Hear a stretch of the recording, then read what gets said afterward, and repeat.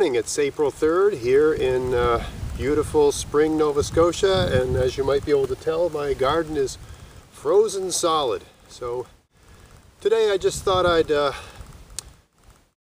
talk about a few tricks I'm using to try to move things along and get things thawed out, because I certainly can't plant anything right now. Last year I was planting carrots and peas and parsnips I think on this very day and now it ain't happening because everything's frozen and nothing is growing.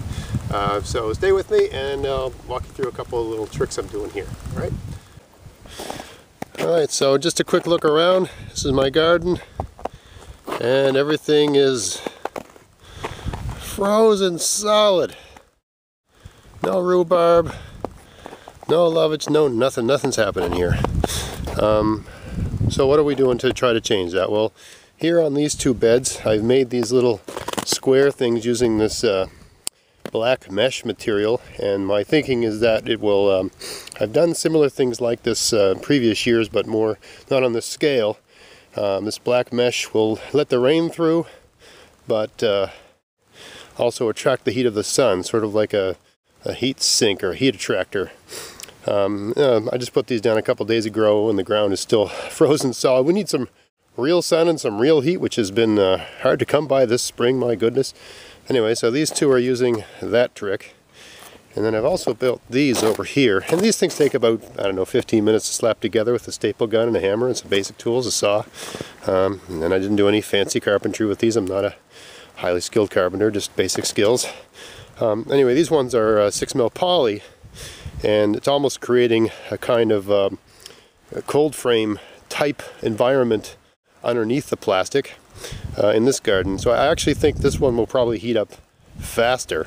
But the advantage of these is that once your soil is workable, you can put your seedlings under them, and if they happen to sprout on a day where you don't get out to your garden, they won't get baked. So it's good for thawing out the ground.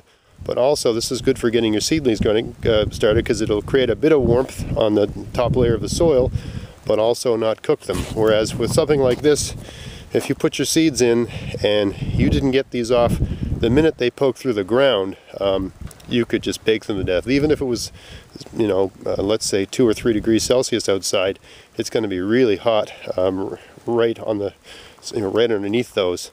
So if you're going to start seedlings under these, you're definitely going to have to get them off the minute the seeds break the ground, or the cottle leaves are going to probably cook.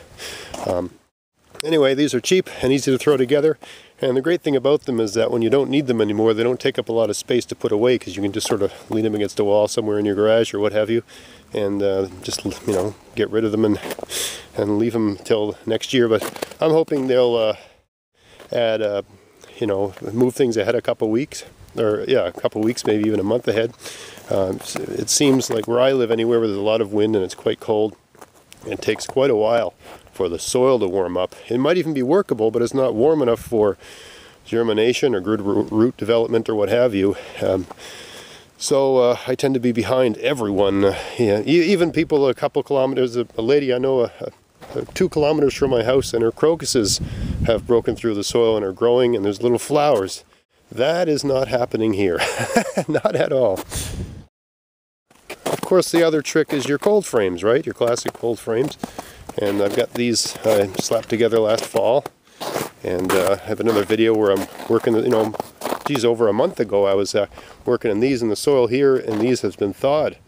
And I even put some seeds in here, some Swiss chard seeds and that sort of stuff, geez, maybe 2 or 3 weeks ago.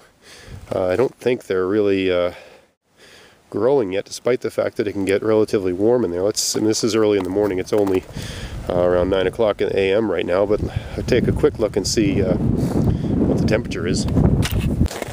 So I just checked the temperature in these, and right now they're at around 5 degrees Celsius, which isn't anything amazing, but the soil is soft and it's not frozen solid.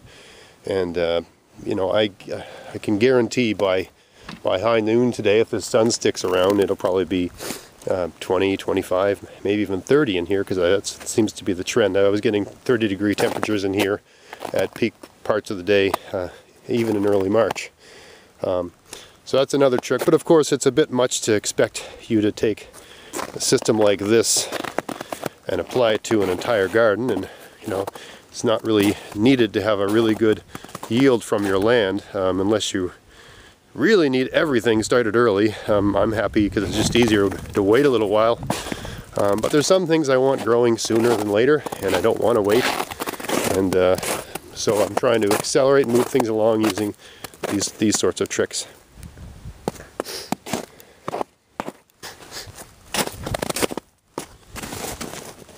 Anyway, just a few tricks for how to get things happening when things aren't happening and you want them to happen when you want them to happen. You don't have to just sit in your house and lament the late winter. You can get out there and try something. It's always worth giving it a go. I'll probably make a few more of these plastic things because I got a little bit of materials left in the garage. But I'm not going to go much further than this because a lot of these things I'm not, you know, once I'm able to plant things in these gardens, I'll move them along so I can heat up the soil where I plan to put my heat-loving plants in June. It's probably going to be June this year. Just the looks of things, it looks like we're at least 2 or 3 weeks behind schedule compared to what's a little more normal around here. Despite the global warming, it doesn't seem to be. It seems to be affecting everywhere but here. That's just the way things go. Alright, so thanks for watching. If you enjoy this content, check us out on Facebook, like us on Facebook, check us out on YouTube, and until next time, get out there and get at it. Thanks for watching.